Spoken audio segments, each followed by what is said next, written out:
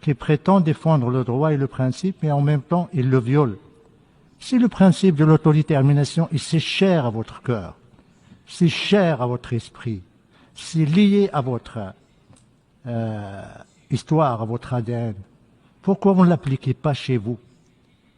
Il y a un peuple qui existait avant l'État algérien, qui revendique son droit à l'autodétermination depuis des décennies, le peuple kabyle. Vous lui refusez ce que vous voulez offrir à des populations qui revendiquent leur marocanité. Vous parlez de peuple sahraoui. Pourquoi vous fermez les camps? Pourquoi vous ne les ouvrez pas? Pourquoi vous interdisez au HCR de procéder à leur enregistrement? Voilà, c'était l'intervention de Omar Hillel, l'ambassadeur permanent du Maroc aux Nations Unies. L'intervention qui a fait trembler les caporaux d'Alger. Akhbar el-Bled également réitère son soutien au peuple kabyle et aux jeunes kabyles incarcérés et condamnés à mort injustement. Le soutien de Akhbar el-Bled restera sans faille jusqu'à ce que justice leur soit rendue, jusqu'à ce que liberté soit rendue au peuple kabyle pour qu'il puisse décider de son avenir et pourquoi pas obtenir son indépendance. Revenons à notre sujet pour cette vidéo, avec la diplomatie kabyle qui ne laisse passer aucune occasion pour faire connaître sa cause.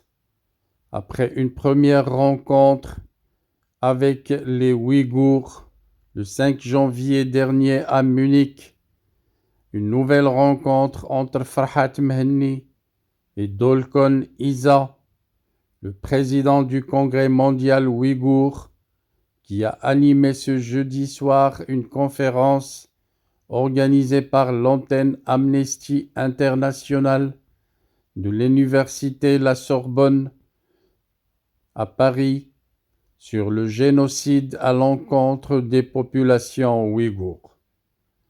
Ayant assisté à la conférence, le président du MAC, Farhat Mhenni, a salué Dolkon Isa, militant ouïghour en visite à Paris, dans le cadre du lancement de son livre « Le piège chinois », comment la Chine étouffe les voix dissidentes du peuple ouïghour, rappelant que le 5 janvier dernier à Munich, il a été signé un traité d'amitié et de solidarité entre le peuple kabyle et le peuple ouïghour représenté par M.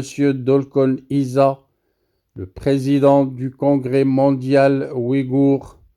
Du côté du peuple kabyle, il y avait M. Farhat Mhenni, le président du mouvement de l'autodétermination de la Kabylie, plutôt le mouvement pour l'autodétermination de la Kabylie, le MAC, et du gouvernement provisoire, l'ANAVAD, un traité qui stipulait notamment la solidarité entre les deux peuples, la coopération étroite, la réunion régulière entre les deux parties et le partenariat diplomatique. Chose promise, chose faite. Ils viennent de se revoir 20 jours après Munich et cette fois à Paris. Merci de votre suivi. Restez branchés sur votre chaîne Akhbar el-Bled de Hassan Atlemsan. Nous reviendrons à chaque fois que ça le mérite. Je voudrais seulement vous rappeler que votre chaîne Akhbar el-Bled de Hassan Atlemsan a énormément besoin de votre soutien pour faire face à ces détracteurs et à ceux qui luttent pour la faire disparaître auprès de YouTube. Soutenez la chaîne en cliquant j'aime sur toutes les vidéos, en laissant des commentaires, mais surtout en vous abonnant et en vous adhérant à la chaîne si vous avez les petits moyens de vous adhérer. Avec 3 € par mois, n'hésitez pas à vous adhérer à la chaîne, ça augmentera les chances de la chaîne de résister à ses détracteurs en Algérie, ceux du pouvoir dictateur militaire qui voudraient la voir disparaître.